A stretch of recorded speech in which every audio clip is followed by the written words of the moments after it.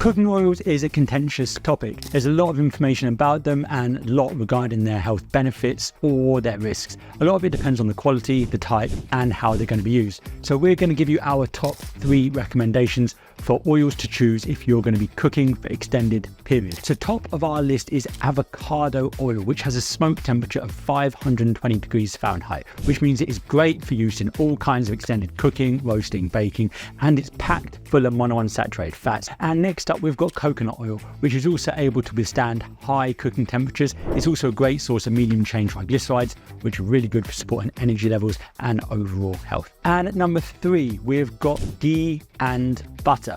They have a slightly lower smoking temperature. Ghee is about 485 degrees Fahrenheit and butter is a little bit lower.